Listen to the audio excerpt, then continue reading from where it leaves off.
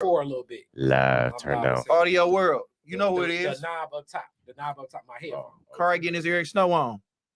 Eric Snow. Yeah. That would make me Allen Iverson. Yeah. And that would make EJ Matt Geiger. I'm at least Aaron McKee. Nigga. Okay, you can be Aaron McKee then. Why can't I be Theo Ratliff? No, nigga.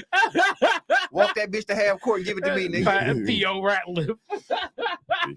Nigga Kari Larry Brown. Nigga, what up? If y'all know what we're talking about, that is the Philadelphia 76ers years of what? 98, 99, 2000. Yeah, I was playing that NBA 2K1. There you go. Yeah, NBA 2K on the Dreamcast, baby. Yeah. Dreamcast. Yeah, give it up, Dreamcast. With Jabos on, nigga.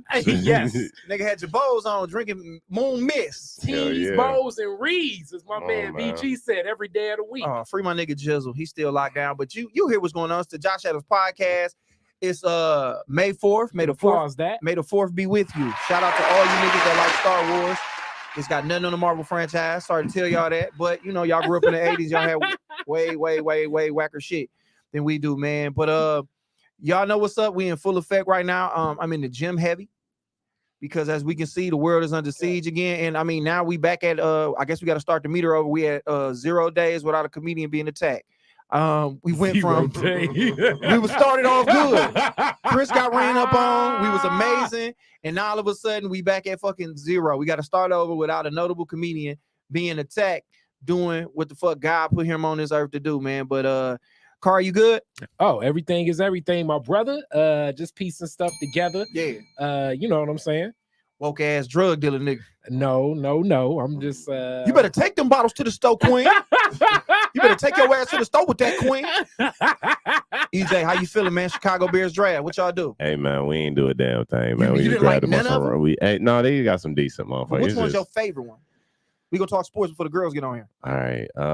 Your favorite one out of all of them? We got a dude named Velus Jones, man. He a receiver, Velus. man. Velus Jones. He a receiver. He a little bit older. He came out. He's about 23. I think he's a JUCO nigga. Okay. But that nigga nice, bro. Yeah. I think, and we need some receivers, bro. If he came from JUCO, he been in jail a couple times. Like them niggas go to JUCO, they had a couple felonies. Yeah, exactly, man. You know what? I ain't mad at you, dog. You know, you like had your grades right. You ain't, you know what I'm saying? Gotta go. Last chance you. Yeah, shout out to Last Chance You down there, nigga. Hines. East Mississippi. I live right down there in Scuba, Mississippi, where nigga they was like the best JUCO team. All them niggas would go down to the middle of the mud, Mississippi, where no hoes, no electricity. But them niggas was beating niggas' asses until Alabama came down and Nick Saban like, come on with us. And he take them niggas up to Alabama, man. What was the JUCO that Cam Newton went to? I'm not too sure. I'm not too sure. It's like 3 or 4 main ones, but like East Mississippi was like the one. East Mississippi Scuba was the main one. Niggas went to Jones down there in Mississippi. It was one in California. It's a couple all over, a couple JUCOs down there, man, that they, you know, especially for football, where they like, look, your grades fucked up, man. Go your ass down to Scuba. And we're gonna figure it out. You know what I'm saying? And then we're gonna come get you after you get your grades together. But just go down there and fuck white girls. Great. Number 1 ranked Blinn College. Where was that at? Blinn College? Blinn, Blinn. Is that what it was called? We talking football for the moment right now, y'all, but we gonna get into the topic at hand. We got my man coming on. Jeff Horste gonna come on and kick it with us. He was actually at the show where Dave Chappelle was attacked. Ran up on. We're gonna talk about a little bit. We're gonna talk about Drake, and we're gonna talk about sexual tourism. If we're gonna get into it, and we're gonna talk about a lot of stuff on here. So I don't know, man. Like I'm in a weird space right now, man. Like, I mean, everybody calling me like, you know what I'm saying? Hey man, be careful out there. It's in Texas, I figured. Sorry. Everybody was calling me like, man, be careful, man. You know what I'm saying? This comedy's getting crazy. Niggas been running up on people on stage. Like, this is not new to, I don't even think none of the guy like Chappelle or Chris Rock, but it's just new to y'all. But bro, I done put up videos where people ran up, but it never really went that way. But I mean, I've always just been prepared, or just for whatever's gonna happen. This has happened to you before? Yeah, I done had people countless times. Like, I mean, it's never went there though. So I guess it didn't happen as much, but it's people run up, be playing, people be run up, be serious. It'd be like, you deal with it all. Like, that's just, now it's a thing. So I don't feel like it's an epidemic. Like, I don't know how many has this happened over there at the Independent at all? Nah, no one's ever done it to me. No one's ever done it to any comics over there either. So yeah, I don't This is kind of new to me. I don't know. How long you been doing comedy? You've never experienced this at all? I've been doing comedy since 2018, but yeah, ain't nobody fucking ran up on this. No one's been that like either gung-ho about what I said or like I said something that was that polarizing to where they wanted to come say something on the stage. You know, maybe somebody will come up, like it'd be like new motherfuckers who come up and be like, oh, let me say something, G. You know what I'm saying? And then you kind of, yeah, but it's never nothing like I don't really fuck with what you just said, like on some Will Smith shit. I don't know. I don't know. We don't know why Cuz ran up on Dave, but I just want people to know, man, like it kind of come with the territory. Like, you know what you're getting into when you do this. Every time you're doing a show somewhere, you don't know what you're walking in on. You don't know who you're dealing with, what they going through. So you kind of just go up there, and I'm prepared for it all. I'm prepared to go up there and they not like none of this shit. I'm prepared to go up there and they lift me out there on their shoulders. I'm prepared to get my dick sucked before I leave. I'm prepared to not make my money. I'm prepared for a lot of shit. Money, bro. Carl, you know what's up. I was gonna say, like, I mean, Jeff even told the story of when he had a sex toy thrown at him. We're gonna talk about that when we get on here. But I was gonna say, I was gonna come from this angle.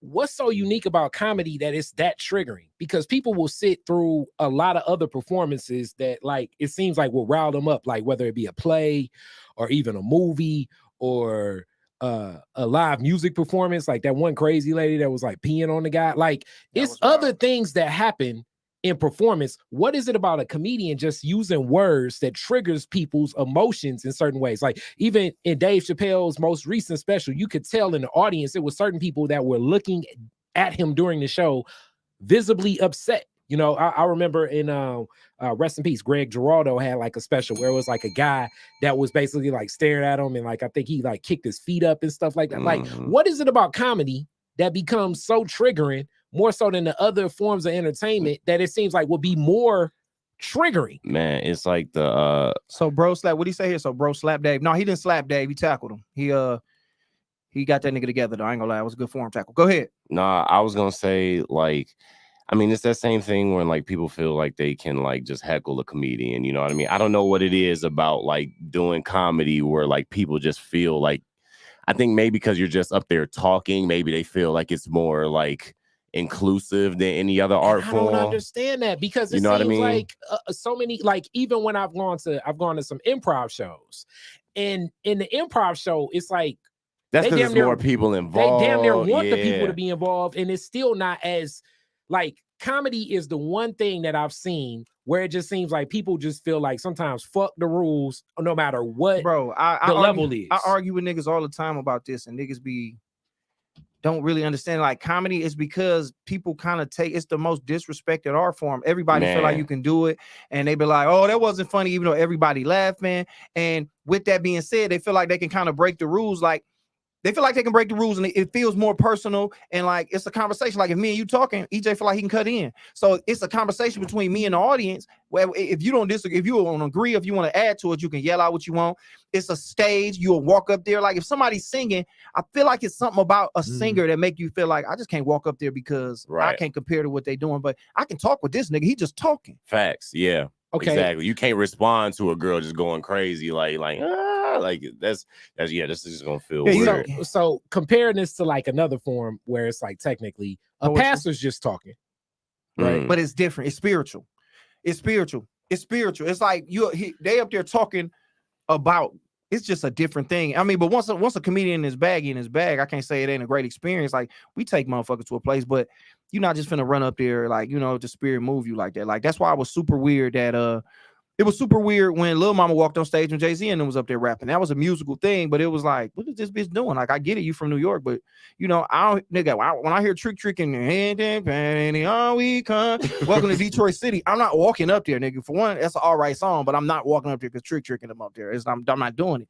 But I don't know, man. I don't think nobody running up on no pastor tackling him, bro. Like, you just kind of sit. Comedy is the only thing, bro, that I can think of where people feel like it's like, you know, it's at a level where, hey, I can just talk to this motherfucker because he ain't doing shit for real. Like, it's very disrespected. I always say that to people. Like, especially a motherfucker like me, I make it look easy. And it almost be like, in that same sense, because sometimes we're seeing more of the run up on, but like you said, it's been happening for a long time. Like, even back, like, what's that dude? Andy Kaufman used to have people run up on him all the goddamn time. I know. I think so. But it's just weird that words can be that triggering, even more so than like some of the crazy shit that go on in like some of the other entertainment offerings. You know what I mean? Like it's certain things that you just would assume would be wild as hell, but it's just calm. And then somebody sharing their perspective on something can just get people to respond in certain ways and yell back and forth. I think Patrice O'Neal used to always walk so many people just going back and forth. One of my favorite comedy albums is Andrew Dice Clay's, what's that? The Day Laughter Died. Yeah. Like it basically like you're listening to a comedian walk the whole club for like, I don't know, however long that shit is, like 2 hours. I find it fascinating in that these people are like just yelling back and forth at him. Mm-hmm. You know, and he's masterfully like guiding people through to the point where they just get up and walk out. Like even with that, like if you're in a bad play, people usually will sit to at least intermission before they get up and leave. Comedy is the one art form where people will see you, they'll pull out their cell phones, they'll walk in front of the stage, they'll overtalk you. I mean, shit, even if sometimes the show is good, that you know what I'm saying? It's like, I ain't here to see him, I'm here to see her, or vice versa. You know what I'm saying? Like, it is one of the most unique things as far as like an offering of entertainment. It's a respect thing that people just don't have for comedy until you reach a certain level. I always say that you go from shit to sugar. So you go from being, oh yeah, Kevin Hart, the mic fucking up. Hey, let that nigga go up right here before the rappers go up and we get the sound system fixed. To when Kevin Hart blow up, he's one of the biggest stars on the planet. So it's a crazy juxtaposition. Like the flip is different, but it's just very disrespected, bro. Like, and that's why it's so wild at the level that we looking at it now, seeing all of the disrespect, like as far as the Will Smith shit, and then now watching Dave Chappelle get you know what I'm saying, rock bottomed on stage. Like I feel like, but you know, it was quick and it was swift. They got it together, but it's just very disrespected where people feel like they can do some shit like that. I don't know if that was some type of somebody trying to make a point. It was some type of, I don't know what's going on, like it's some type of protest or some weird shit like that, but I just don't like, I hear people say this all the time, man. Nobody would have did that to Beyonce. No. They wouldn't have did that to Beyonce. But you would have thought they wouldn't have done it to Dave Chappelle either, though. You know what I mean? Like this Dave Chappelle. But Dave has been like dealing with through like definitely the trans community has been going at Dave's head. True, but still, it's still like, I mean, you just don't feel like at least a Dave Chappelle is that accessible where you're just like, I feel confident enough to run up on stage to a nigga who taking everybody phones before you even get in there, bitch. Like you think it would be like this, like real strict, like stay the fuck away from Dave Chappelle type shit. You know what I mean? Does that make sense? No, and I know what you're saying. It seemed like he run a tight ass ship. You're not gonna get that close to him to where you can even get close. Like, so why would you even have the confidence to be like, man, I could go up there, even like with Dave Chappelle, at least. Like I could understand if Dave it was make like it feel so free, because Dave do shit where he just do concerts out in the middle of the, you know, he did that Dave Yard, what was that, the Dave Chappelle block party, and then he was doing them shows in his backyard or in his city where it was just open. So we do creative. We as entertainers, I feel like comedians are the most human of them all, because what we do, it feels like everybody can do, and then what we talk about is our insecurities and shit we go through when we turn them into strengths. So I feel like people can really connect with a comedian more than you could with a rapper who sells all the drugs, gets away with it, kills motherfuckers, get away with it. He fucked the bitches and had all the bad bitches from the beginning, and before he had money, he had hoes. But with a comedian, we go on stage and, you know, you can piss on yourself and make fun of it already. You can get your ass beat playing soccer like Cat Williams did and still be considered Cat Williams, and nobody can make fun of you because you can flip it on yourself and turn it into a strength. So it's a weird thing about it, dude. I just think it's an unfortunate situation, and like a lot of people close to me scared, bro. For real, they like, be careful. Do you think? I mean, do you think this is a thing that is going to get better? Do you think it's going to get worse? Like, you think people are going to feel more in tune to like if they don't like what you're saying, they just go up there and fucking either, you know, they don't got to Will Smith you, but they might get in your face, or they might, you know, take the mic and slap it out your hand. You think that's going to happen more or less, or stay the same? I think we living in the bird box, bro. What you mean? I think niggas is just losing their mind, bro. I think people just snapping, and it ain't got nothing to do with comedy and what people saying. I think people right now have just jumped out of nowhere and decided to. This nigga Jeff looked like he is being held hostage. He looked like the girls from the R. Kelly video one. Nah, he looked like he finna read something like America. They are not playing with you guys. Can you please? Like this nigga got a white background. I don't know if this nigga is finna for black. This is where I gotta clean up for you. I'm not gonna clean up for you. I looked at you, the first thing I saw was like somebody held my nigga hostage. They about to be like, if you ever want to see this white boy again, if you ever want to see him again, we need $10,000. They Brittany Grinder in him. Yeah, got my nigga. What's up, Jeff? What's up, man? Esther's working in the other room, so I gotta be in my bedroom with this beige wall. This is what I gotta do auditions in front of. This is how stupid this looks. What it is. I know what that is. He ain't got no drawers on. He just got his t-shirt on and his AirPods in, man. So we just talking about this shit here, man. Yeah. Before we dive into that, just tell everybody. Okay, I didn't tell my experience, but tell everybody about the weirdest interaction you might have had with somebody at a show that did some wild shit to you. And I think I know where you're gonna go, but if not, I get to it. But just go ahead and give us an example of some wild shit that happened. The weirdest interaction that I had with an audience member was when an audience member threw a dildo at me on stage. Here we go. Yeah. That's right there. Survey says. So yeah, that was where you was at and what was the scenario? I was in Grand Rapids at Dr. Grint's Comedy Club, RIP. And I was there and there was 3 bachelorette parties. And I just referenced the bachelorette parties. I feel like if you don't talk about dicks, if you don't talk about fucking early enough in your set, bachelorette parties are just bored. They're like, right, we got dicks on our head. Real quick, Jeff. Let me tell people who are not really adverse in what comedy is. Like when you work comedy clubs, sometimes bachelorette parties make it a point to come to comedy shows, and they don't give a fuck. It's really all about the bachelorette. It's her last night being free, so they do some of the wildest shit ever. They almost got like diplomatic immunity in their mind to come through and be dickheads. So go ahead. I just want people to know, like, what does the bachelorette party got to do with anything? Yeah. So go ahead. Yeah, absolutely. And I just one of them in the audience was waving a dildo, and it was flimsy looking, and so I made jokes about how I thought you preferred the hard ones. I don't understand. And then she threw it at me on stage, and so I just made fun of her for a few minutes. I talked to her afterwards. She said, "I'm sorry, it just felt right in the moment." She thought, would you throw a dick at me? And then she said the only reason that she said that the woman getting married for a living made dildos in her basement. So she was advertising.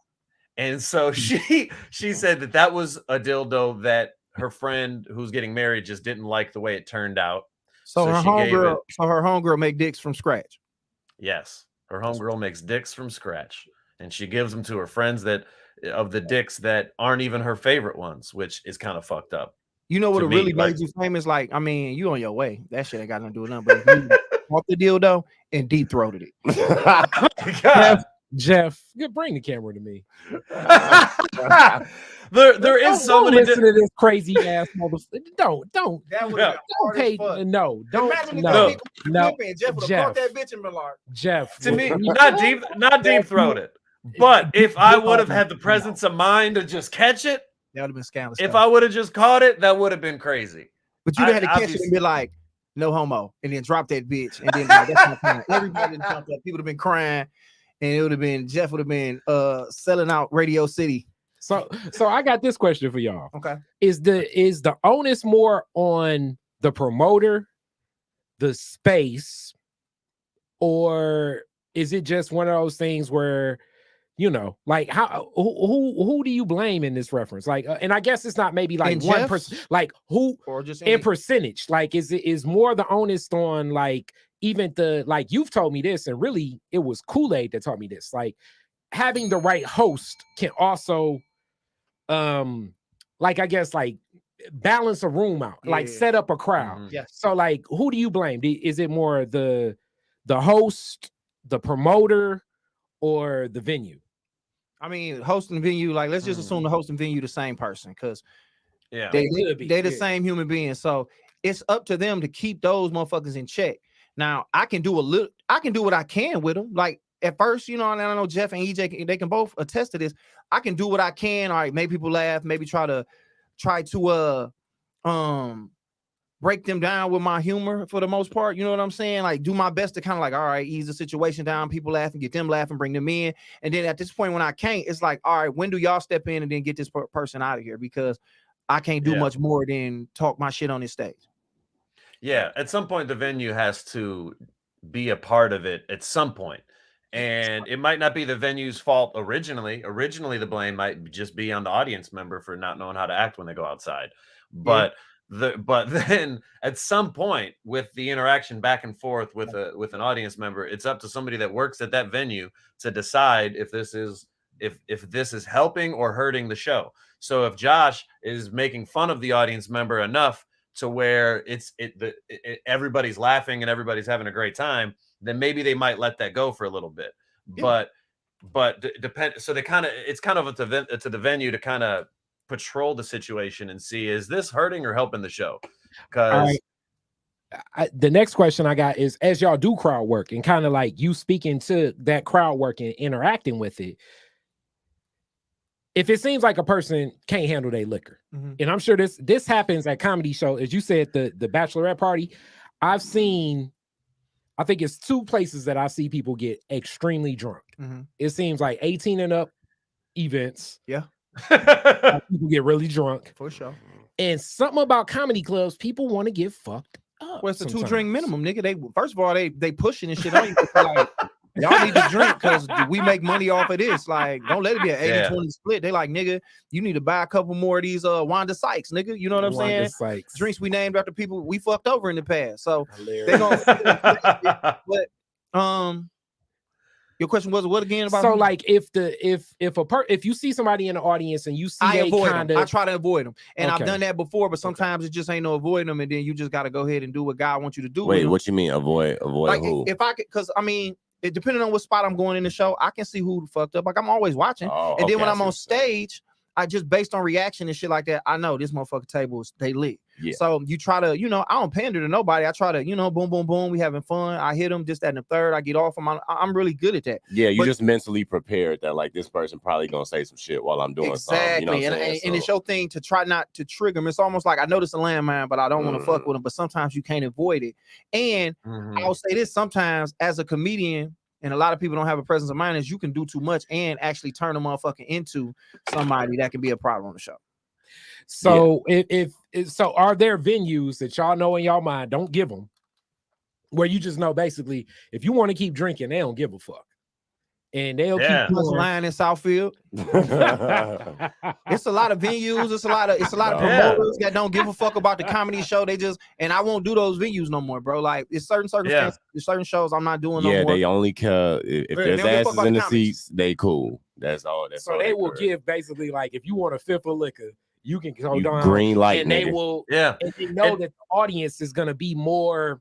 It's gonna change the tone, because I've seen the drunk person that thinks they're funnier than the comedian, and then you know how being inebriated is, like their vocal tone is too loud even when they talking to the people sitting next to them. It's like, hold on, I'm just going somewhere. They have no sense of humor going on. Like Jeff, we've done BYOB shows. Yeah.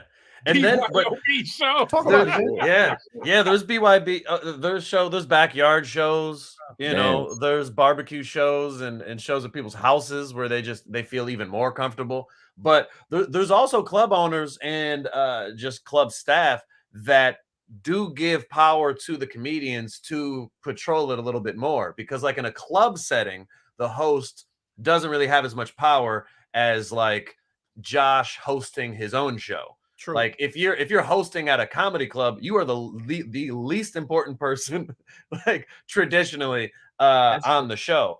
And I just remember there's a booker, club owner named Roger in Ann Arbor, and he, in my first time hosting, so I'm thinking I have no power. I'm just trying to do whatever makes the show go smooth. He told me they don't have a 2-drink minimum there, and he saw that there were people that were stumbling in drunk.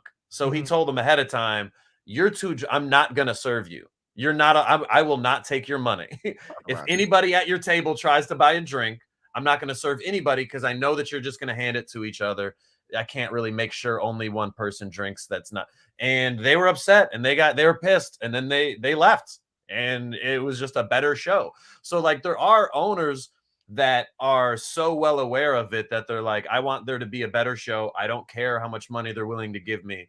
If it makes other people not enjoy the show as much, it's not good for my long-term money. Yeah. And shout out to Roger, because I feel like Roger is one of those clubs that he got where he set it up to where like his club is set up for comedy. Like that way, when the audience, like when the waitress is walking by, they don't really interrupt the show as much because it's tiered seating. Like it's scientifically set up. Like it's one of the best set up clubs I've ever been in. And I just did it this weekend. And the funny thing that you just said about them hosting mainstream rooms, like I did Mark Riley's or whatever, and they had me host. I know in there that I only got a certain amount of time. Like I go in there knowing like, all right, I'm gonna do my time up top. I ain't reading these announcements because I ain't that nigga no more. You know what I'm saying? Fuck that.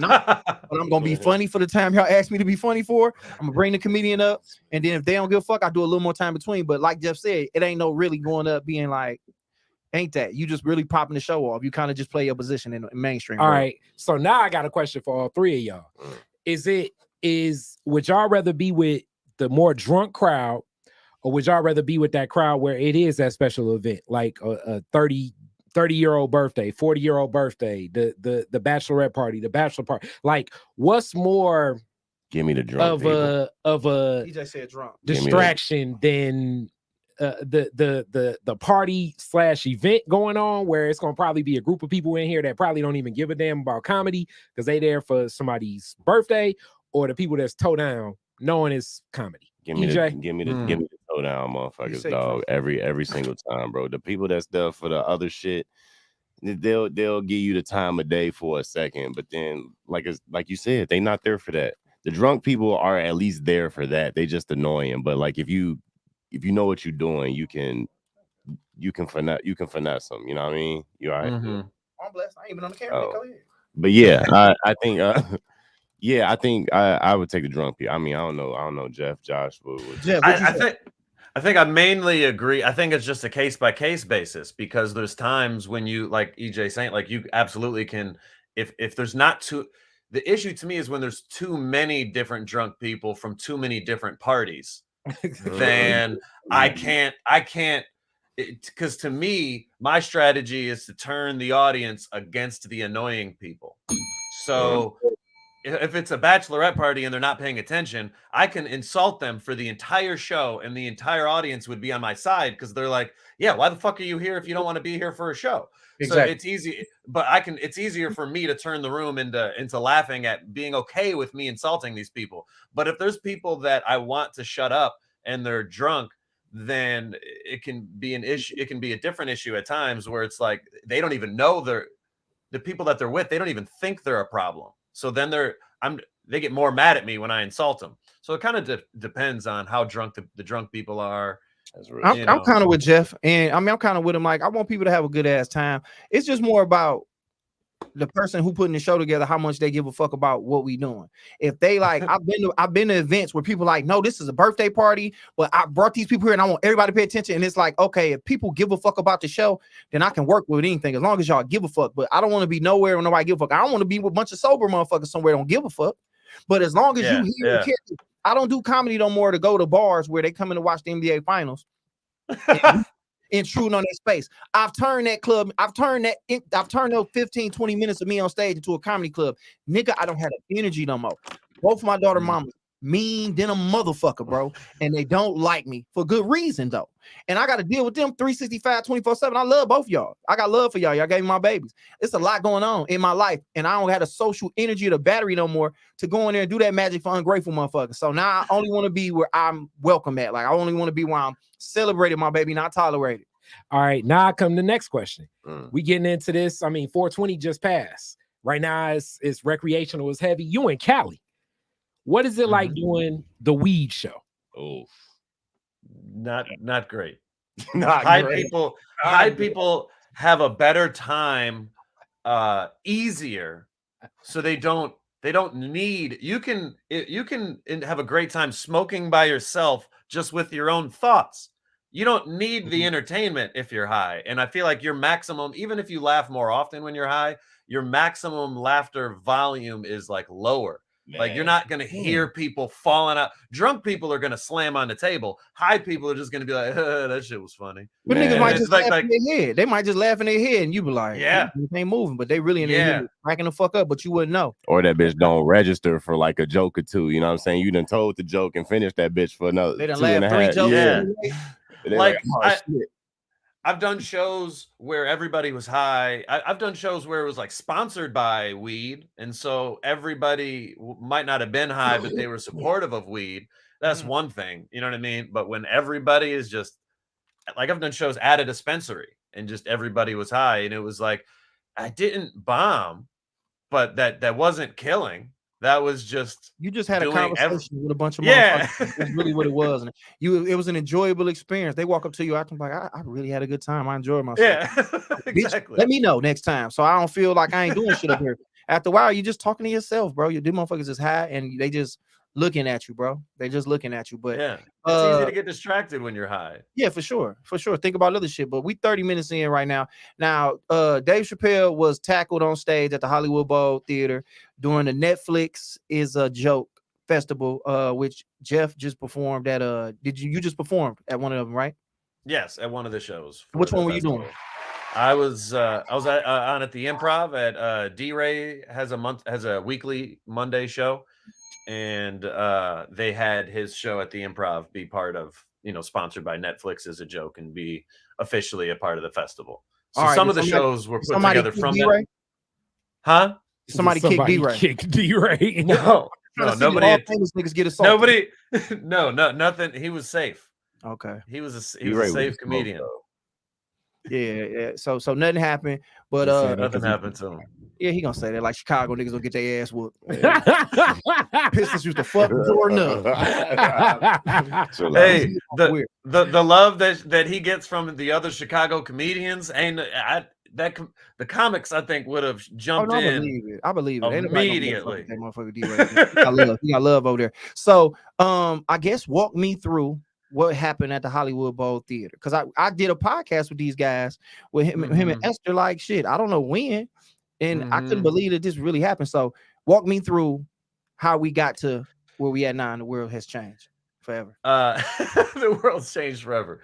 So for us, it was an emotional day because a friend of ours, Ricardo Flanagan, his name was mentioned on the screen for the in memoriam section of the show. And so we're sitting there crying, and people around us don't know why we're crying because they just see a whole bunch of famous people's names. And then they look on the screen and they see like Betty White, and they're like looking at us like, Betty White really hit you like that? She was 99 years old. Like it felt a little weird, but we got through it. Then these are the highlights from my perspective. Then there's Chris Rock. Chris Rock destroyed. His new stuff is amazing. Okay. This is some of the best Chris Rock I've seen in a long time. And it seemed like just a regular Dave Chappelle and Friends show. The vibe was great. The energy was great. He brought up the Jabberwockies. He brought up shout out to him because nobody fuck with them no more. Way to keep them employed. I missed the Jabberwockies. Yeah. Them niggas was wearing way before the pandemic jumped off. They knew they did great. It was a fun vibe of a show. He did his set. There was no issues for his entire set. And then he was I believe Black Star, Mos Def and Talib Kweli, their album came out like the day before. And so he was trying to promote them and also introduce them to perform. Okay. And that was going to be the end of the show.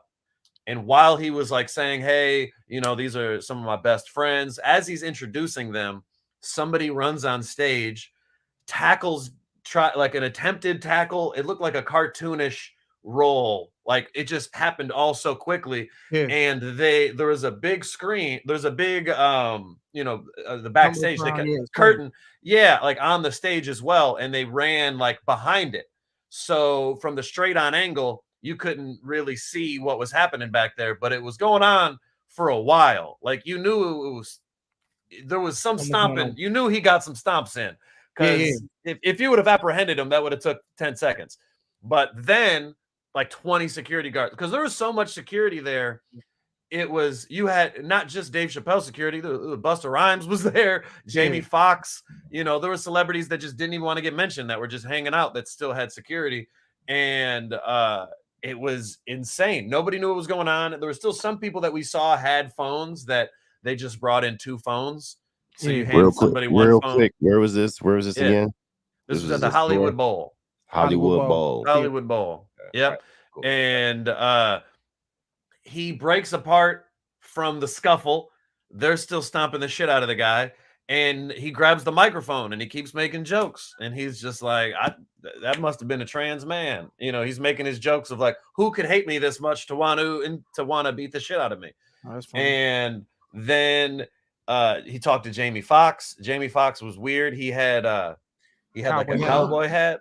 And then he made a joke and was just like, you know, whenever you need help, Jamie Foxx will show up with a sheriff hat on to help save the day.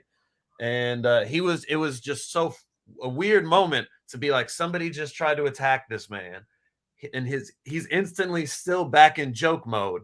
But he also was like, he said like, I wanted my whole career to fuck somebody up. From you know, I haven't been able to do this. I've been doing this for 35 years. I haven't had the chance to. And and then Chris Rock grabbed the mic, and he never mentioned the Will Smith incident throughout his entire set. Yeah. And so it was even more of a good reaction because that was already built in. People kind of felt disappointed, like, oh, we get to hear what he's going to say about the slap. And he never said anything. So after this, he grabbed the microphone and said, and was like, I thought it was Will Smith. Bitch. And everybody lost it. Everybody just came. Everybody ejaculated at once. Everybody comedically came at the same time. And then the show still continued. And then Mos Def and Talib go back on the stage like, and where were we? And then they just start rapping. It was so weird. Because there were some people that probably already left. Yeah. Too. It was more empty. It wasn't 100% a cappella. There were some people that as soon as they thought that his set was done, were like, I need to beat parking. I'm headed out of here. So at what point did they pull the mask off my man and it was like, Jesse Smollett? Like on some Scooby-Doo shit. It was like, Smollett. It was Jesse the whole time. I would have got away with it too if it wasn't for Jamie Foxx and his meddling security. That's crazy, man, to know that y'all was just in the building for that shit. That's nuts. Yeah, and it was crazy because we couldn't unlock our phones for a while. Like, even after the show, it takes a half an hour to get to the person for them to unlock your phone. So we didn't get to see the pictures. We actually, even though we were there, we didn't get to see half of what happened until, you know, actually after some other people, because, you know, you guys are on the internet and we're sitting there like, we don't even know. We're like, I don't know. I just assumed it was a white man. I just confidently, I think I accidentally lied to some people. I just 100% in my heart believed, well, only a white man would rush the stage and want to beat the shit out of Dave Chappelle. That boy Jeff is like Uncle Ruckus for white people. He hates white people. He really is, dog. Jeff like, I'm going to them crackers. I told a few people, I was like, some white man ran on stage. I just thought it was. That felt funny. Right.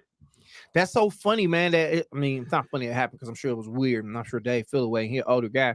He really hit him good in the ribs. So I know he got to go, you know, he's breathing a little weird right now. But from that happening to Darius being on stage and a gun being pulled out on Mike Tyson, it's wild enough that Mike Tyson even liked comedy to the point where he sit at a comedy show in the chair backwards like the Fonz. And it's weird because it wasn't like a famous show. It was like I'm not even disrespecting it, but it's not a. It was not Chocolate Sundays. It's not Chocolate Sundays. This is a small independent show. Most of the people on the show were newer at comedy. Yeah. Like it was weird for him to even be there. Like that was what was weird to me. It was like, let's go on watch some show and watch some comedy and I'm sitting in the chair backwards the whole time. Wow, that was pretty good. I didn't even know you did impressions like that. No, I don't, but I think everybody can do Mike at this point in your life. You know, yeah, that's kind of like an Arnold Schwarzenegger impression. I can't do Arnold Schwarzenegger at all. I can't do that. You can't? Have you just not tried? No, I don't think I tried. I don't like him enough to do him. I can do him. I can do Mike. I can do Maya Angelou. I can do Mike Jennings. But outside of that, I can't really do him. I'm interested to hear this, Maya. I want to hear Angelou. I know, me too. That's what yeah. You want to hear Maya Angelou? We all want to hear. I rise like the black slave. I remember she told this story when she met Tupac. She's like, I was on set for Poetic Justice and I saw a young man arguing with another man and I walked down the hill and I broke the fight up and I grabbed one of the young men and I pulled him to the side and he had tears coming down his eyes. And as I began, I wiped the tears from his eyes with my hand. And he looked at me and it calmed him down. And as he walked off, Janet walked to me and said, Maya, are you okay, Miss Angelou? And she said, why? But of course I am. She was like, that was Tupac. And she was like, and I was like, and you wanted to make him take an AIDS test to have fake sex with you? Shut up.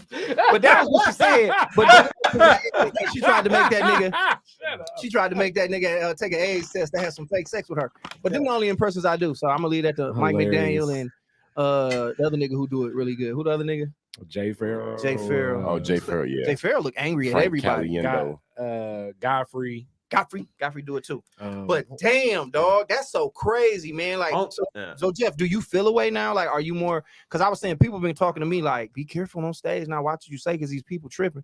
Do you have some type of like? Do you fear like going on stage and being attacked and ran up on? Maybe I should. Maybe it's the white privilege in my soul that I can't fully shake away. But I don't feel it. And I think it's also just starting in the Midwest. Like everybody thinks about the rooms in Detroit. Those weren't the dangerous rooms. The dangerous rooms were going to the middle of nowhere in some all-white biker bar and saying, fuck hunting. It's stupid. Your hobbies are stupid. And doing jokes because white people get so offended about hunting jokes. They act like you made fun of their Jesus. Like that's that's part of their culture, they think, and their personality. No, I can't do a car. Here we go. We can't do Umar Johnson. I can't do Umar. Umar Johnson. Try. You can try. What do we say? It takes a little bit of white brainwashing to activate the coon chip in the average Negro. And then it's a Twitter account we follow. It's what is it like? No context. No context. Umar Johnson. Like it'll be so weird. It'll be like a black dude. It'll be like a black guy hugging a white woman, and then it'll be like the Undertaker music where it'll like be a faraway shot of Umar like doom, and then get a little bit closer like doom, and then it'll stop like doom, and then he'll be shaking his head like, look at this coon. You gotta love it. It was one they did with this white boy, this black boy was slap boxing, and the white boy was fucking the black boy up slap boxing. Then somewhere out of nowhere, a black boy just came flying by in a go-kart and knocked the white boy down. Umar be like, black power, out of nowhere, and he don't know what's going on, but they cutting videos and putting shit up. It's hilarious, Jeff. But so you've never like been on stage and somebody ran up like nigga lover, like oh my god. No, I have at Joey's Comedy Club in Livonia, Michigan. Rest in peace. A very white city. One time I was doing my fuck the police joke. It used to be a lot longer. And I was talking about police brutality. This was years ago. And a very coppish looking, tall, bald white man walked up to me, and on the way out, he said, I hope a cop shoots you between your fucking eyes. And then he left. Wow.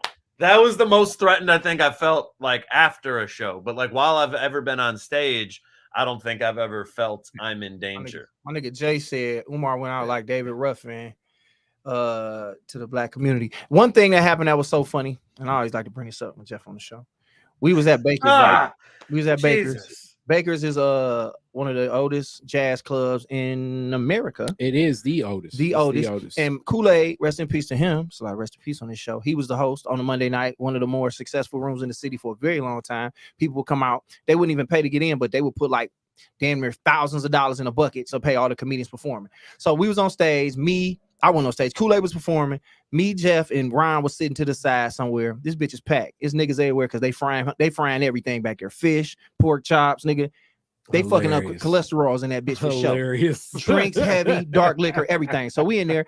Jeff, let's just assume Jeff probably the only white person in there, right? And yeah, let's just assume he probably was at that time. And a lot of white people didn't come over there. So then Kool-Aid was on stage doing this joke where he just be saying shit like, he's like, so what do you call, he do this with the white comedians or just white people? It was some other white people in there. I take that back. So he asked other white people like, what do you call a black pilot. So the other white people, they didn't say shit. So then he came over to Jeff, and I'm sitting right by Jeff, me and Ryan. And he was like, Jeff, what do you call a black pilot? And I was like, nigger. And everybody was like, what the fuck? Because they was like, I said it so quick and perfect that it sounded like Jeff said it. Nigga, I peed on myself laughing at this nigga Jeff. He turned red, and every black person, because the people over there didn't know who said it. So this bitch is big enough to where they like, did this motherfucker just say a nigger?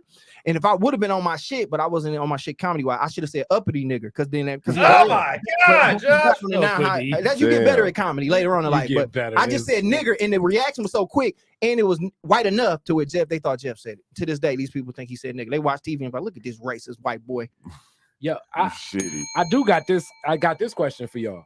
One of my favorite Hannibal Buress jokes was like, he talks about this lady that came up to him after he did a set where he was like, you know, that joke about this, my sister was dealing with that. And then it's a cool little setup and everything with Hannibal with his, if you like his timing and his jokes, I know it's a lot of people that's like, Hannibal Buress ain't nothing. Hannibal's funny when he on his shit to me.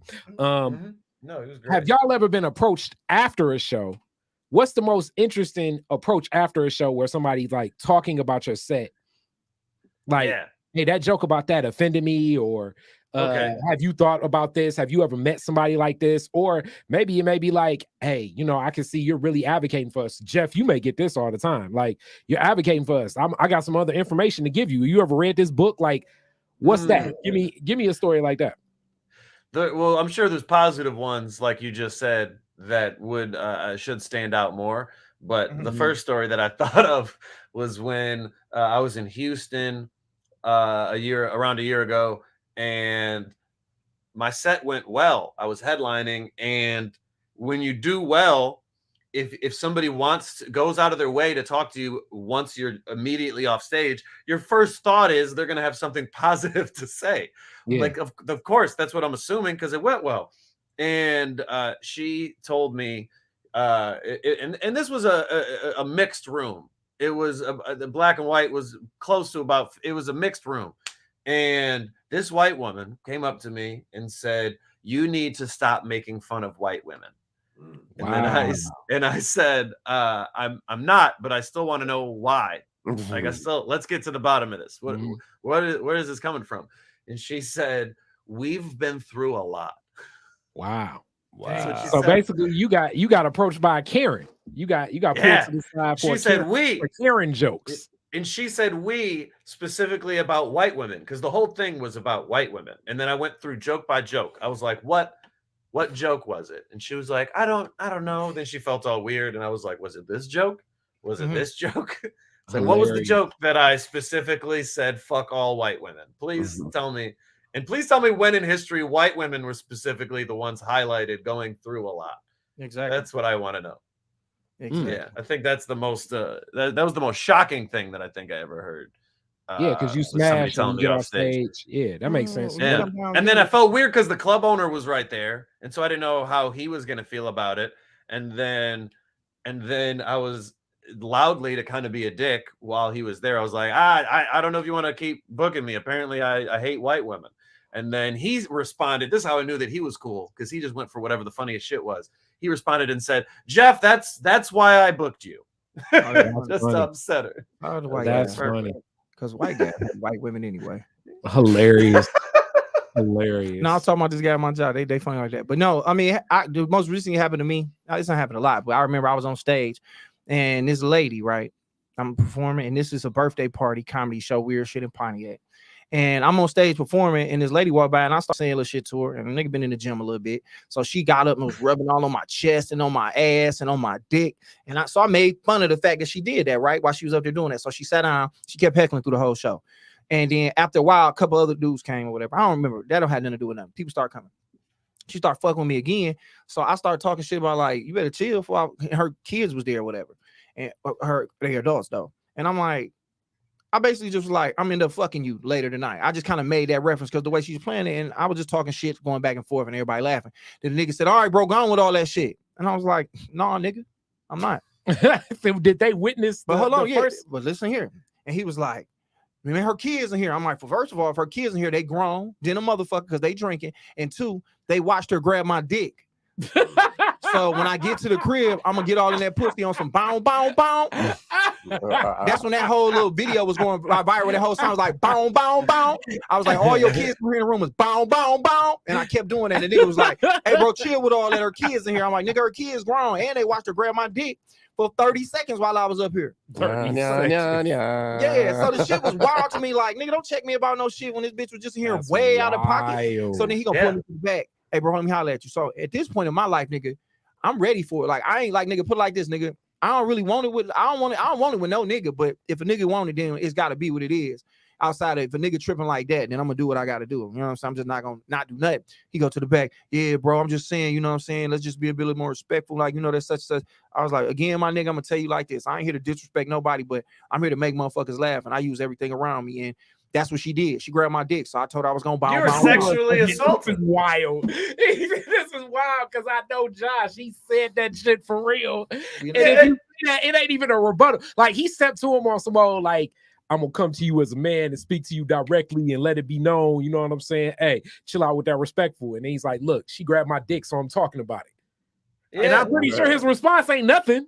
And that's all it is. And it'd be so funny because people be in the audience like, oh, bro, I won't let nothing do to I won't let cuz I was like, well, I really wasn't worried about it because at the end of the day, bro, I don't come through thinking I'm gonna disrespect nobody, city, town, mother, daughter, brother, cousin. I'm just here to make a motherfucker laugh, bro. And that's what I'm here to do. And if I got to fight behind that, I guess that's just what I'm gonna have to do. But I'm not coming with no ill intent. So I never feel like I'm gonna get like when niggas run up on me, like when the niggas ran up on me at Hazel's place. It was two niggas. I'm performing at a fucking rap open mic, which I shouldn't have been there, but the niggas was like, go up. So I'm performing on the dance floor. Niggas is surrounding, standing up because they waiting on niggas to rap, doing comedy, people laughing. It was two niggas who, because I'm doing comedy, they think they can be funny. They think they funnier than me. They probably didn't like how I was dressed because I wasn't wearing the nigga uniform that open mic rappers wear. So Jeff, I'm over there. I'm just, they talking shit. So I start roasting niggas. Boom, boom, boom. They, you know, but these niggas don't know. You can't fuck with me for real. Like, nigga, you think you funny, but you not. Just like when a nigga think they can hoop and then they go out there and they call out fucking Caruso because they think he ain't shit because he LeBron. They be like, wait a minute, this nigga's a professional basketball player. You get beat down. So these niggas, I'm blowing these niggas out the water. Both of these niggas, bam, bam, bam. Everybody laughing. The bitches they came with laughing. They homeboys laughing. Everybody else in the bar laughing. Then they got so close to me that I stopped because in the midst of this, I'm looking at security like, nigga, this ain't a part of my show. Like, I didn't bring these niggas with me. Like, why are they this close to me? Because they wanted it, but it didn't happen. But all I'm saying is, dog, I stand by a lot of the shit I say because I just be playing. You know what I mean? So I don't know if that's gonna get me fucked up. But I don't say nothing with ill intent, so I don't feel like I'm ever going to deal with nothing too malicious because of my intentions. You know what I'm saying? So fuck that white lady, Jeff. Because people act like you don't have the right to respond. It's like technically speaking, you're allowed to just be uncomfortable that a strange woman grabbed your dick. Who's to say that you don't have a woman with you? You don't want you didn't consent to the sexual experience that she just decided to be a part of. Like, how are you going to see that happen? And then I'm the bad guy now. But you know, like it's always, Jeff, I can do it, but you can't. It's always, and my mentality is, nigga, if I can make fun of everything, if I can make fun of everything, people can make fun of the shit that's going on with me. I cannot trip, dog. Like, everybody can get dunked on. It's the NBA. Brian, you dunk on people, but shit, you know, if Tatum catch you slipping, nigga, you getting dunked on. You can't be like, the fuck. So I don't know, man. I just be wanting shit to be fair, Jeff. So I don't know, man. But that's crazy. You was there, Jeff. But boom. Yeah, and we didn't have our phones, and the whole time we're sitting there like, I wanted to ask the guy, like, can you airdrop that video to me? Just like ask a stranger that's recording. Yeah, he like, no, nigga, I'm taking this to TMZ. I'm sending it to Harvey first. You're not finna get that 50,000. I felt dumb that I didn't. When they block your, when they put your shit in there, what if you like a Uber? Like, so you can't do shit until they unlock your phone. Pretty much. Yeah, you can step out of the show area. There's an area where it's like, if you want to walk past this area, you're in the show area. You can't have a phone. But if you walk out, you want to take a phone call or something, you can have them unlock your phone, and then but as soon as you walk back to the show area, you're not. So some people, the phones don't go off in metal detectors. So that's the weird thing, is that if you were to show up and be like, oh, you could just say I left my phone in the car. You could just, and then that would be fine. You know what I mean? There's a million ways to sneak in phones. The security used to, or sometimes is more strict on if they see. Usually there's been Chappelle shows that I've been at where I had to plead to get let back in. This is like at the start of this when he did Oddball. It was Oddball when it was a comedy festival that went on for the whole day. So during the day, 5 o'clock, Jeff Ross is on. I don't think there's just signs that says no texting, or no recording. And I was like, well, I can text somebody real quick. And they tried to kick me out, and they eventually let me back in. So I just assumed that the rules would be strict, and there was just tons of people with their phones. It was like security didn't give a fuck at all. Obviously, they didn't because the nigga got tackled. Yeah. Sure. Yeah. So, yeah. And everybody's security. I'm just like, there was 20 celebrities there that all had their separate security, and it still took a few seconds for them to get there. And they all came together for one purpose. And yeah, you know that there were some of them that were like, they can't even see back here. Like they were like, oh yeah, waiting. You know what I mean? Like the like, bouncers at the club that are just like, please say something bad to me. Yeah, if he would have been smart, he should have ran into the audience because they couldn't have fucked him up. They could have just apprehended him, but they probably would have pulled him somewhere and beat his ass. But to go behind the curtain, nigga, they went Avengers Endgame on this nigga. He was Thanos. Nigga, like niggas was coming out of portals. Niggas was like, I've been doing this for years, bitch. Like everybody got them together. But yeah, Jeff, man, I just wanted to chop it up with you for that, man. I ain't want to hold you, man. I just want to get into that. But anything you want to shout out before we let you get back to your audition or whatever you got going on with this white wall? I don't know. What about the follow me Mike? You and Killer Mike cool now. Talk about that. Yeah, I did a show called Tumbleweeds, which was on Vice, and I smoked weed with Killer Mike. That's hard. And we talked about, you know, it's sponsored by Weed Maps, so they wanted a weed friendly host and comedians to, you know, put a positive light on marijuana. That's and it was great. He's just a cool dude. Like he's cool. He's down to earth. He's just he genuinely you know, cares about people. It's just he's cool. I fuck with him. What kind of weed you smoke? What how was it? Was it good? What y'all was smoking? It was good. It was just, you know, it's just, I think everybody romanticizes like the higher the celebrity, the better quality of weed. At some point, weed's gonna be weed. You know, Snoop Dogg. Jeff's like, I had this. Yeah, it was just like weed. I know that everybody imagines they're like, I bet you the weed that Snoop Dogg smokes. I'm like, probably you can buy that at a dispensary. That's like the social pressure that Snoop now got. It's like I gotta lace my weed with all types of shit just because the pressure is they think that they gonna not be able to smoke with me. It's like, you know, I think you gotta say. I think the social pressure now is like, you gotta act like, I think he make you sign an NDA to say like, this is the strongest weed I ever smoked, but it's really regular shit. Like, you be with Snoop, he be like, hold on, nephew, sign that. You like, what? You gotta let these niggas know my weed is just different than everybody else. Like, Snoop had me fucked up. Everybody said that shit. But yeah. So you got what else popping, bro? Yeah. So you can check that out online. You know, I got some upcoming shows, and let's see, San Diego. You can go to jeffhorste.com. HORSTE.com, or, you know, just my Jeff Horste on all social media. You can see my upcoming shows. I'm going to San Diego, St. Paul, Minnesota. I'll be back in Michigan at some point. So, you know, I'll be around. My nigga say he gonna be around. If you're looking for him, man, he gonna be in San Diego. Fucking with the Chargers ain't in San Diego no more, but he gonna be in San Diego.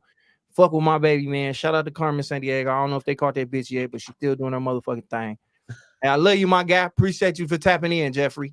Yeah, man. Love you. Talk to you later. He ain't even tell the story, the class, your clip right now on what's that? Chocolate Sundays. What? From shit, we never did talk about that. I had to call Jeff in real life about that crazy that's shit. Really what Josh. Yeah, that's. Go ahead and tell really us what Josh said. Talk about. Go. I do a joke now that's based on a true story of a conversation that Josh had with me, where I told him that my black I had a black girlfriend, and she was telling she said it like it was a positive thing. She was like, I'm happy to finally be with a white man. All the black dudes, they're just gonna cheat on you. And she was for real. She's like, I've read books. There's a friend of mine who's married to a white man. She says it's the happiest she's ever been. And she was saying all these things like I was going to be like, yay. Like I don't know what reaction she thought I'd have. And I was just telling Josh, and he was just, you know, one way or another, he was like, you got to cheat on that bitch. Like, you got to show the world that cheating is that it's not, black men are not more likely to cheat than white men. It's we all ain't shit. Like, that's the thing, bro. Like, she can't just think that ridiculous. Like, that's like me being like, oh, I gotta, you just don't want to. That what is that? Is that prejudice? Is that a stereotype? Is that a bias? What is that? It's prejudice and you prejudging, and it's a stereotype. It's wrong to think that Jeff don't be fucking hoes. Like, that's wrong like that. And I remember telling a nigga that, and I was like, he turned to a joke, and I was like, yeah, nigga, you gotta let that bitch know, like, this dick is frivolous just as any idea else. You know what I'm saying? Ridiculous. Niggas is cheating from the cavernous canyons of Colorado all the way to the boogie down Bronx. We fucking these hoes. Ridiculous. As I go through life, moving around, I shall take my cock and put it anywhere it is warm and wet. But yeah, Jeff, love you, my nigga. Appreciate you doing your set for us real quick. Yeah, I just feel weird when somebody do that joke. Jeff did it, but Jeff, he about to be getting tackled on stage. That nigga finna make it, man. He tackled on stage. I love you, boy. Peace out. See ya. Bye, everybody. Peace, bro. That nigga Jeff crazy. So now I want to jump into this because Kari sent me this shit. Tell him what it is we talking about. So Drake. All right, so it was a clip, and it's funny because me and Josh were having this discussion about Ja Morant's dad beforehand. So it was somebody had put like a post up about like Ja Morant's dad is getting I think it's T Morant is getting annoying as hell. This is not the way that a father's supposed to handle themselves. Let me look directly. All right, right back here. So I thought he was talking about another Drake clip, but we're gonna have two Drake clips. Put it back on me real fast while he look for that. Okay. I thought he was talking about another Drake clip. Now, if you got to put up, let me know. But it basically people are mad at Ja Morant's father because he coming off the same way that LeVar Ball was coming off, as far as like just really like, and honestly, him and LeVar is a little different because LeVar been hella vocal about his, but there's nothing wrong with being proud of your motherfucking kid. But they tripping on T Morant because okay, so Slam, I didn't realize Slam Studios posted this. T Morant is approaching LeVar Ball levels of annoyance, and then somebody said this is crazy because he's literally done nothing but be a supportive father on the sideline, giving props to his son and all his son's opponents. So Drake supported and kind of went knocking the post that said this bullshit. So the post basically like, imagine your son makes the league and he's Ja or Melo or Lonzo. All you can do is be, elated and competitive and over supportive. It's the right passage and what you want to do for OGs. I would be supporting my son even if he won a Rubik's Cube tournament. So the guy comes back at Drake and says, your son probably played with ghostwriters, kind of just going straight at Drake. So Drake said, I just followed your girl because she's probably miserable and needs some excitement in her life. So shit got real. And then the next thing you know, his girl came back with a follow from Drake. And basically, she put up a post saying, my husband, whatever his name is, decides to be a troll. And now Drake's thinking I need some excitement in my life. And she got the eyes emoji and the cracking up emoji. All right, now see, this is so crazy because it's so layered, this whole conversation, because for one, is these dudes coming at his father for being hella supportive of his kid. A discussion we was already having. Yeah. Like, and the crazy thing about this is it's like, it's a beautiful thing to see a black man in his kid's life, especially when Will Smith gonna end up playing him in a movie eventually and then slapping somebody else 20 years ago. When Will Smith played Ja Morant Daddy and LeVar Ball in a movie at the same time, y'all gonna have to give my nigga his shit back as far as the Academy Awards go. But all this started from a conversation that should have never started. And this guy really kind of, Drake could have took the high road, but sometimes when you so rich and you got time, it's like, fuck it, let me just talk my shit. And honestly, his bitch reckless eyeballing. His bitch is out here playing. It's no way that you follow and acknowledge it and laugh about it, even if he told you to.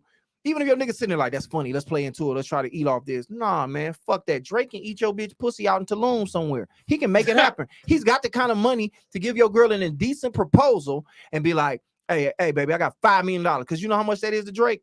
That's fucking however many spins it is. Who knows?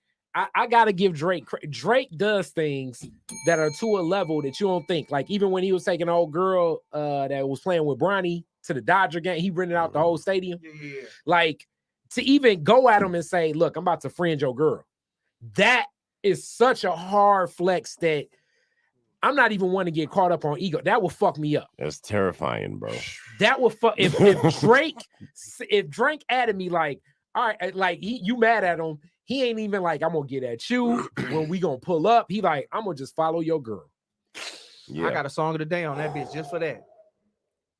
I got a song. Yeah, because he could either actually make it happen, or he could just make you think that I did it anyway. And the like world gonna believe him. Yeah, and the world gonna believe him. Like they're just gonna be like, oh, he flew her out. He could have just fucking flew her out and let her do it. He probably ain't even see the bitch. It don't even matter.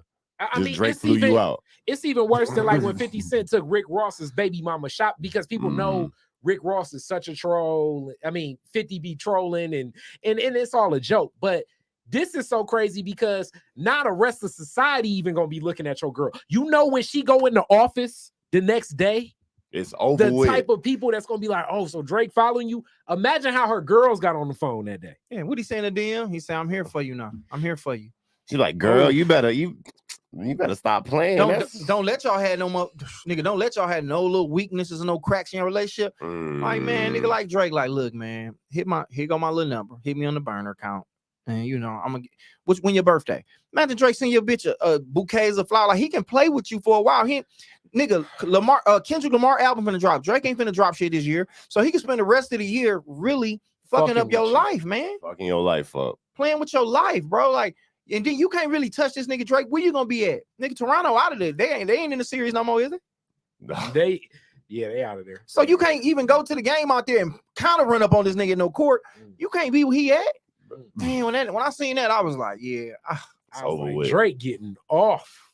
That was scandalous. It's over with. That's.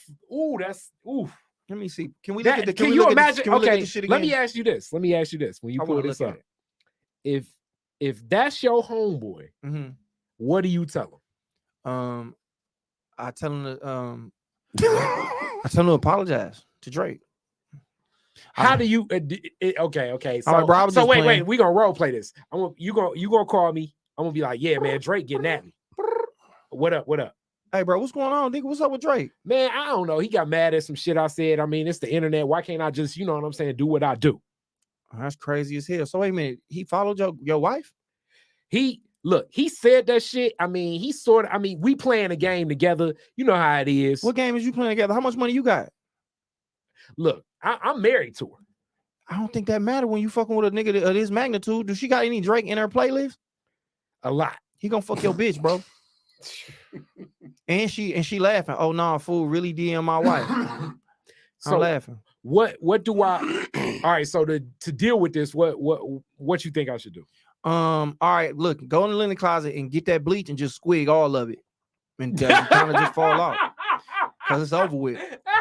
I think you just gotta hope that Drake don't care as much as he seemed like he do right now. Like you just gotta hope he forget about that shit. But see, what's crazy about this is it's such a ticking time bomb, because if that really was my homeboy, I'm doing exactly that talk, sort of. But the next time, you know how much we gonna clown him for the rest of his life. We on your ass. Imagine him walking in the barber shop. He probably got to change. He probably got to go to Bo Rick's right now. You can't even go to the black barber shop no more. Nigga, imagine this. Imagine this scenario. You at the crib, got your headphones on, you playing Call of Duty. And you're like, baby. Fuck she doing? Oh, you hear in the shower, and then you walk up to the shower like, man, I need a one dance, I need a thing in my hand. One more time, you open that bitch up, she in the shower like, bitches, you playing with your pussy the one dance? Your relationship fucked up, man. It's a couple niggas you don't want really playing with you and your bitch. Like, I don't know if Drake really cut like that. I feel like Chris Brown will get off like that. I feel like Future will most definitely get off like that. It's just certain niggas like you can't really play with. Grand Rapids that I done heard some of the vicious stories about him. Yeah, man. TMT. Who's TMT? Floyd. Yeah, I done heard some Grand Rapids stories. Yeah, it's just some niggas you just like. I'm kind of one of them niggas too, man. Like, don't play with me. It's crazy. Don't play with me, man. Me and John Morant daddy, bro. Do not play with me. We'll have your bitch. We'll have your bitch. Y'all like Commander Cobra. Flat out, my nigga. We'll show you a bitch a side of life she ain't never seen before. She was like, Now, I let ain't know. me She like, slide. I didn't know both sides of the pillows cold. Yeah, bitch, where we at, both sides of the pillows is cold. It's like, oh, Yeah, no, but no, that's Oof. really crazy, bro. Like, I just Oof. couldn't imagine. But see, that's what the internet about, man. Sometimes you hit the lottery, and then sometimes, nigga, you catch the wrong side of the lottery, where it's like, oh, I see you, and now all my attention is on you. And the fact he followed her, what do his girl look like? Can we see her? Can we find the young lady? That picture's in there too. Yeah, I want to see. I think the picture in that one, she ain't really all that, but it's one where she jugged up. No, that ain't the one. It's one where she jugged That's up. the family. No. It's one where she jugged up. Where you look at I her don't like, know her handle. What do you? I forgot how. Maybe if you could type in something, you know how you can go in and type in something super specific, or maybe even another site. But anyway, on homegirl, she straight work to where a nigga like Drake could be like, come on, let me take care of you. Let me put you together real quick. Don't let them get into it. Don't let them get into it about nothing like. Oh, when the tour come through wherever he live. Oh yeah, you definitely put in there. Hey, you want to come to the show? Come on out to the show. I'm gonna show you and your husband a good time. I always tell all my exes that when I pop and shit popping like that, I'm gonna send y'all y'all come on, y'all come back into the show. I'm gonna have y'all come to the green room, drink a little 1942. I'm gonna shake his hand. I'm gonna whisper in the ear like, I'm still in love with you. And then I'm gonna have them go sit down, and then I'm gonna text her like, hey, He's gonna be like the light-skinned dude from Soul Food after he Not got Samuel. after he got what's the name with Job. Not Samuel. You can forget about that job, motherfucker. Oh, I forget EJ Granddaddy was in that, so that nigga know that movie word for word. I forget that. Rest in peace to the big homie. Yeah, I forgot that. That nigga was in there. That nigga was like, yeah, man, Coca. He like cola. She used to put it on a nigga, make you want to scream. That nigga Lim looked at him like, who the fuck is Cola? He was like, Bird. That's what we used to call it back in the day. She had a body like a Coca-Cola bottle. Nigga was like, motherfucker. Hit that nigga, blew my nigga shit in. My nigga was like, oh, you can forget about your job, motherfucker. You can forget about your job, motherfucker. Nah, man. First off, Classic. we would have to reject those tickets. You would have to reject. Oh, if Drake, Yeah, we will reject those tickets. you got to. I'm not, But and your then wife- even but in is your your- premise, I'm not accepting gifts from an ex. I know I'm how not you accepting play it. gifts from an ex. You But go can't. back to him. I You know how you can't. play it. How I know do you how play you it? play it. How do you You don't convince? invite. You don't invite them. You invite her friends and her close family. Because if he following you, oh, I see who all you following your friends with. I get them all tickets. They go, my Drake so cool. You should come. Like, I'm gonna talk them up good. Like, I'm gonna have your cousins, your favorite cousin, your best friend, your co-workers, everybody coming. My nigga, you see what he did? He really sent bottles of Charlemagne. Do we forget? Yeah. That nigga play it like that, but like, hey, I got time. Hey, all their friends, everybody come out, I'm gonna That fly y'all out to the Dodger- 6. That Dodger Stadium shit was so. Some fly shit, bro. It was so belittled, like, because it's kind of like what Josh just said. It's an experience where it's even other people that's papered up. But to think like that, Drake is like diabolical Yeah. with some level caking that you know he ain't really caking like that, but he's selling a dream and putting it in where you would have to say to yourself, like, he set the bar so high. And okay, women, I'm talking to you like this, and you may be like, I don't want to go to no game or blah, blah, blah, blah. We're talking about men and our egos and our insecurities. If I'm approaching a woman and then I see she went on a date where somebody rented out all of Comerica Park and they by themselves, in the back of my mind, even though I'm confident, I'm thinking, I'm going to have to be dropping 50 every game. Basically, you almost eliminate all your competition, because if you was in old girl network that went to the Dodger game, you may still be in the network, but you're going to have to put in way more effort, way more work. You're going to have to prove yourself again. You got to beat Drake every time. Oh, Hey, bro, imagine if you oh, Lord. you see TMZ footage of helicopter footage of your bitch getting her pussy ate at the at Dodger Stadium. She just laid there on second base, and Drake just eating your bitch pussy out. You like, what is going on? Because this is how wild the world we live in. Drake rent out a whole stadium just to get caught eating your bitch pussy right there at third base, while the third base coach sitting there doing like this. It's over with. Yeah, like dog. Drake can play that kind of game, nigga. That He wouldn't hurt can. him, man. That shit wild. So it's like you gotta just talk nice to certain niggas, man. Like, you know what I'm saying?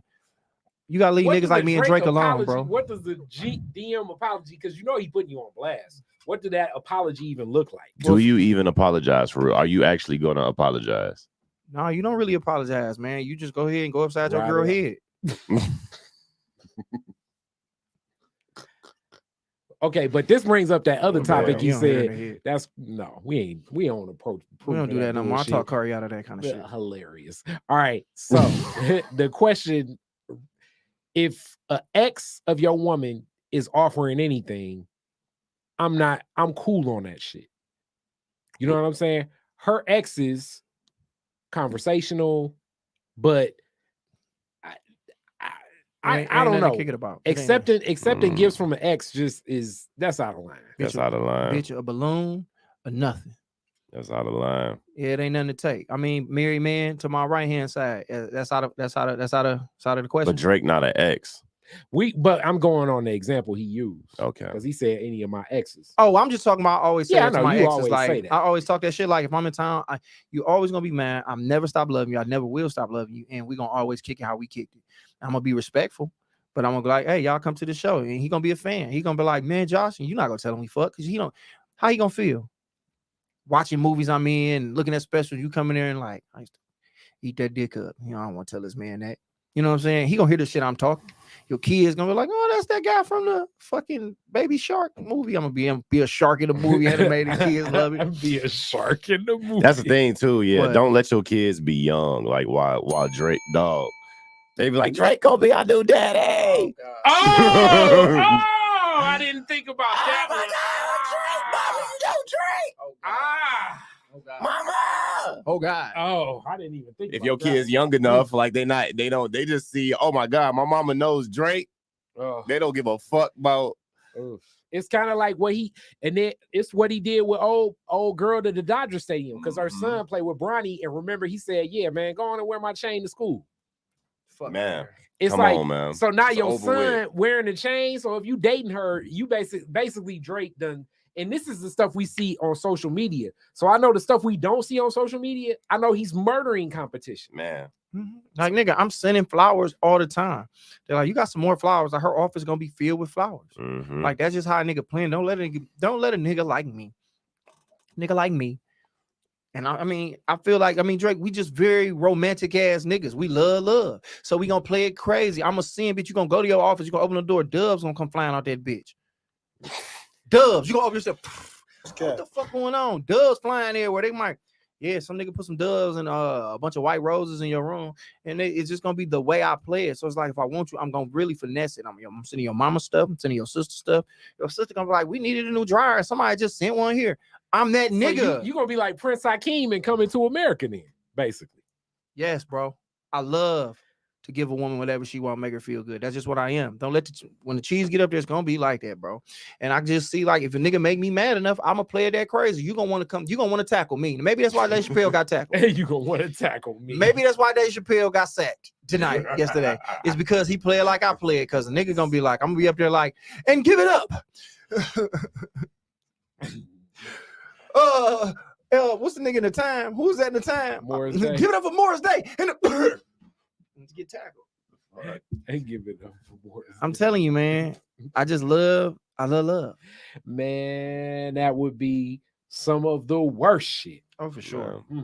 Oh, for sure, though, bro. But at the end of the day, man, I mean, that's what the internet about. You got your highs, you got your lows. So, I don't know if we want to dig into that. I don't know if we want to go into that. What? So I got this question. All right, what's the question? In that same vein, if your ex tried to give you something and you married, what's your response? And let's go on the levels of something. Your ex tried to book you for a show. What's your perspective, EJ? How much is the show paying? Let's say it pay well. Let's say, I don't know, it pay well. The show pays well. Man, this is an X, like a serious X. Yeah. I'm not talking about like some bullshit. I'm me personally, I don't know if I do it, man. For real. Like if I'm just keeping it all the way a buck, bro. Like I don't think I would do it, bro. Cause it's just like I'm a big believer in just like what if the tables was turned, bro? Would I be cool with my girl doing this shit, going to her ex, being like, I know he's my ex, but it's a great opportunity. That opportunity could turn into some dick real quick. You know what I'm saying? I would real quick. Yeah, I think you tripping, bro. I didn't like, come on, I done tried to finesse. Yeah, I'll put you on this show. You know what I'm saying? I'll make this video. You know, everybody did finesse that into some ass, bro. EJ out here putting motherfucking sizzle reels together. Hey, I can fuck that up. This shit be sweet as hell. I'm gonna take that. I can have the words coming down, and then I just gotta take the footage. I'm gonna have him color out. I'm gonna have him color that motherfucker for you for sure. That bitch gonna be sweet. They're like, damn, bitch, your sizzle real cold as hell. EJ done ate that pussy. You a scandal nigga. Hey, it's real shit though, bro. I guess you're right. I mean, I would do it though. Like, I mean, I've done shows for people that I've dealt with. But I guess I didn't have and I was in a relationship at the time, but I didn't think none of it. I guess as a man, it's like, I mean, I don't think you think women use that to get. All right, so now I'm gonna go. Fuck you. That was scenario one, a show, and y'all do that. What if it's just like, you know, a good look scenario? It's like, oh, I found out you getting married. You know, I always thought you was real cool. I want to give you a hell of an offering and a gift for you and your wife. Here go $1,000. Well, I probably won't take that. Oh, money? Nah. Because I would feel a way about a nigga giving my queen $1,000 of my money for us to. No, I'm straight on that. Because you planting the seed in the back of her mind, like, hey, whenever you need some money, I'm always gonna be here. It's gonna be wrapped around his dick. You just gotta peel it off. You gotta suck it off. It's a slippery slope, bro. All right, so money, no. Money, no. Even if an ex sent some flowers, like, hey, like I'm happy for you or some shit like that. That's cool. You know, I'd be cool with that. Money or opportunities. It's like this nigga plotting. This nigga is trying to finesse his way back into my lady life, and I'm not having that. What about like a bad? We done seen this shit like live Facebook. I'm out here, my tire just busted, and I need some help. I can't believe this just happened. Wait, I'm around the corner. No. Her ex does this. Her ex does this. Her ex got a flat tire. She does it, I guess, the opposite. So she posts that up, and then her ex comes under like, hey, I'm not that far. I can come help you. Nigga, so it's not money. It's not an opportunity. Boy, I swear to God, if you show up on the side of 94 trying to help my girl tire out, nigga, I'd kill you, bro. You out of your fucking mind, son. Okay, so that was the one. Swipe the shit out of your shit. The protect from danger one is the one where you're ready to murder over. And why is the protect from danger one? It's the protection. It's the coming to her rescue type of shit. It's like, all right, if I can't get to EJ, then I can always call him. It's like, no, I'm your last and final option, bitch. Die of hypothermia. Right. If I can't make it to you, you need to die. Like, don't have no nigga, other nigga come get you. Fuck out of here. Fuck out of here, man. Sorry, dog. You ain't about to be rescuing my bitch out here, dog. No, nigga, we straight. we straight, Luigi, nigga. I got it. If I ain't got no more men left, the bitch gone. Cooper got it. Don't bring your green overall wearing ass. Talk about Luigi. Fuck out of here, bitch. You better sit there till I get there too. Like, I can't leave. He said I can't come. I know you beat Cooper, but I gotta stay here till Mario come back. Bitch, I wish you would let another nigga. All right, I want you to put these lyrics up because I guess this is gonna be the song of the day. We're gonna end on this. Okay. What's the song? The song is "Old Lady" by Plies. OL apostrophe LADY. Old Lady. And yeah, by Plies, the great Plies. I'm gonna play it. I need the lyrics. I got you. And 3, 2. And this is dedicated to basically the song. It's basically dedicated to what Drake got going on with this nigga he was beefed out with, and he started following his girl.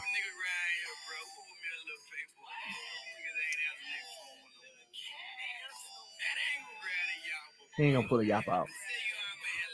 How you gonna handle it, Plies?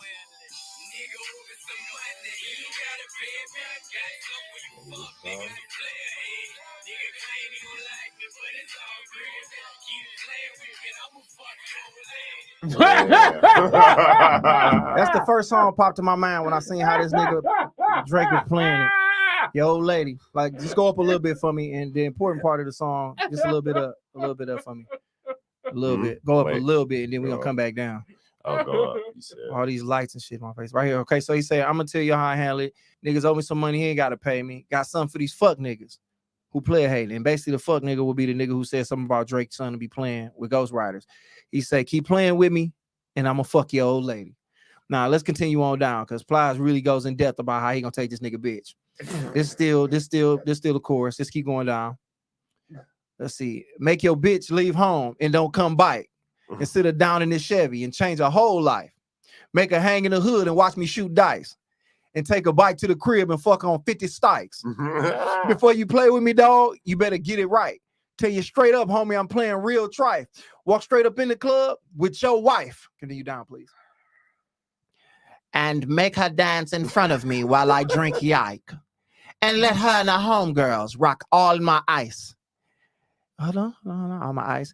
And just to piss you off, I'm going to let her throw stikes. And every time you see her, I'm going to dress her in something tight. And when you start to miss her, I'll make you buy a bike. Hold on. Make her buy your back. And let her push my whip while I sit in the bike. And make your hoe sleep naked with me all night. And put hickeys on her all over, nigga, because that's what she like. Keep playing with me, and I'm going to fuck up your whole life. That is basically what's going on right now, man. So the song of the week would be Plies Old Lady. We dedicating that to Drake and this nigga who was player hating, man. So I will say this. You gonna fuck your old lady. I will say this though. I'd be less worried about Plies if he was in the DMs than Drake. Hey man, I'm telling you, you'd be surprised. He goes like if my girl, if Plies slid in my girl DM, I'd be like, oh, yeah, fuck out here. Then what if she come out saying, bust it, baby? You gonna be like, this nigga Plies. This nigga Plies the size of my phone, bro. I'm telling you, Plies been a fuck around, got to it, man. That nigga Plies talk about eating pussy, man. That nigga said, better if I suck on that pussy, I better get you where Plies be the nigga to play with. That nigga said that, man. But yeah, man, this was fun. Shout out to Jeff for coming on, talking that shit with us, man. Kari, what we doing here? We doing what? A lot of studios got something going on, huh? Yeah, a lot of studio. We doing a fundraiser. GoFundMe. Check it out. Check out Detroit is Different on Instagram. That's regular Detroit is Different. You can follow, tap in, make sure you support. Y'all got to tap in with that. EJ, you know he had every weekend. Every weekend, man, at the Strip Independent Comedy Club, and I won't be the strip club, but the Independent Comedy Club, man, every Friday, Saturday. We do Thursday shows now, the open mic. So if you're trying to get, you know what I'm saying, you're trying to get some time in, you want to do some comedy, man, DM me because I forget where you're supposed to email. But yeah, every Friday, Saturday, Independent Comedy Club, or you will find me up in this motherfucker. You can find me in St. Louis rolling on dubs, smoking on dubs. I got a couple shows coming up, man. If y'all want to see me do some comedy, bro. No, talk about you got some real shit coming up, bro. You got some, or not some real shit, but some big shit, bro. Oh, I'll tell them about that. But shit, in the meantime, between time, I'm in Jackson with my nigga Mike Ball. So all my people out in Jackson, Kalamazoo area, if you just broke out of the prison. Shout out to the West Side, man. 269. See, nigga, I'm finna shout your people out. So if you break out of the prison out there in Jackson and you want to come see a comedy show before they come get you, man, come pull up on me out there. If you out there in Battle Creek, smelling like cereal, you come out there. The zoo, like I said, the 7th, I'm doing a smokers event with my guys, man. Crud Inc. Let me pull this up real fast, man. I'm so unprofessional when it comes to promoting myself. Yeah, it's okay, and it's the video, of course, and it's the video too. Where is the fucking thing that don't move? All right, cool. Mother's Day brunch in, man. Come out, Cool Breeze, DJing. We got the Clouds. All these people are part of my show that I did Tuesday with my dog Clever over there, man. Going up Tuesdays. Choir Boy Cartier will be there singing. I'm hosting. Jay Will on that show. D Pounds just got added, so other comedians. So shit on my page: mimosas, weed, alcohol type shit. And after this, I'm gonna just say, white people, can y'all take brunch back? Because niggas don't know how to do it right. I forgot to say that. And I'm gonna say that it's just something about I don't need nobody pussy popping while I'm getting my my fridge toast. You know what I'm saying? I don't need nobody with their tool out. You know what I'm saying? They tool out. I don't need nobody pulling their tool out. You know what I'm saying? It's too loud around they my got shit. that naked brunch down in Atlanta. I'm straight on that. So I got those things going on, and I got some shit going on next week. But what he was talking about, 14th from Lima, Ohio, fuck with me. But 28th, man, I'm at the Fox Theater hosting for DL Hughley, Monique. Ada Rodriguez is gonna be there as well. Man, Memorial Day weekend gonna be the shit, man. So get your tickets, not for all that. And Kari saying we should just start. If you bought a ticket, tag yourself, tag me in it, man. We're gonna start putting it up, letting these promoters see that y'all, I got some love out here. Y'all want to come see y'all, nigga. Man. You know, ain't gonna be the people acting like I ain't excited. I am, but it's like, nigga, you know, I'm the least important person on the show. You know what I'm saying? Let me speak for it's building in the process, but we want to keep building, and the way to build is through business. So if you call in and about to ask for some free shit, some free tickets, some free backstage passes, we want Josh to continue to grow. This is a business. So instead of asking for free, buy that goddamn ticket, take a picture of it on Instagram and say, I'm here to see Josh Adams. Make sure you do that, because that, as a promoter, now he gets booked for more and more shows. Yeah. So don't think free. Think this is business. Let's roll this shit up. Nigga, wait till I'm headlining that bitch. Then ask me for some free shit. Like, nigga, I gotta pay to get in. You know what I'm saying? Like, niggas hitting me up. Hey, bro, can I get backstage? It's just like, nigga, no. How you know I want niggas backstage with me? Nigga, and how do you know how high you are on my social ladder of priorities, nigga, to be like, fuck your mama, your daddy, your grandma, your auntie? How you know, nigga? It might be some hoes I fuck with more than you that I might want to be there, nigga. So it ain't. But what I'm telling you is this. People gotta relax, man. They ask me for shit that I can't deliver. Like, nigga, people want to work. You need 2 cameramen back here. DL Hughes gonna look at me like, who the fuck is this nigga with 2 cameramen back here? Yeah, I got 12,000 followers, nigga, and I bought 10 of them. Yeah. 10,000 of them people. I bought 10,000 followers back in 2012. I bought 10,000 followers. I've been that nigga. Keep it a stack, bro. I don't have that many people fucking with me, man. I bought them followers. That's all bots, nigga. Yeah, nigga, them a bunch of motherfuckers on there like, hey, you want a cartoon drawn of you? You like 4X? These motherfuckers not real, nigga. I'm not popping like that. Your whole comment section is, don't look at my stories. Exactly, dog. Everybody in my shit want to turn 515 in my shit, bro. So stop coming to me like I got it like that, nigga. Like, let me get there first. Like, niggas want free shit. It's like, nigga, just like the support me, like Kari said, ain't just coming backstage or whatever, nigga, or getting free shit. The support is nigga supporting. I'm not there yet. It's looking good. But let me say this. I feel like I sound ungrateful, like I'm a hoe ass nigga though. Nah, you're not. Let me come back to me. You closer than you think. It's not just that. It's even what we doing. We gonna have a big opportunity. We're putting the time, the energy. Birthday bash this year for the Josh Adams comedy weekend. It's gonna be big, really big. We haven't worked on the flyer, but the commercial about to start dropping. We about to get this in your mind. And if you got a business, if you want to connect, this is how we build. If you want more Foxes where we book in the Fox and we got everything, y'all got to put into the business, not just look to take out. As he's saying, like, you know, he ain't ungrateful and we still working at it. But even when he get at the level with the Fox or the tour that he gonna do and all of that shit, we still gonna need y'all to support. We're not gonna necessarily need y'all to come at us wanting us to give, you know what I'm saying? Because we still building what we doing. And that's basically what we saying. Let us build what we doing the same way that if you do something, we want to help you with that build. Josh is always welcoming you to come on the show, be a guest, talk about what you do. We done had all types of business owners on here. Exactly, my nigga. And it's like, hey, nigga, I got show. I've been doing shows for 16 years. You niggas ain't never gave me want to give me a shirt to wear or offer to cook me no lamb chops, nigga. I'll eat some lamb chops now.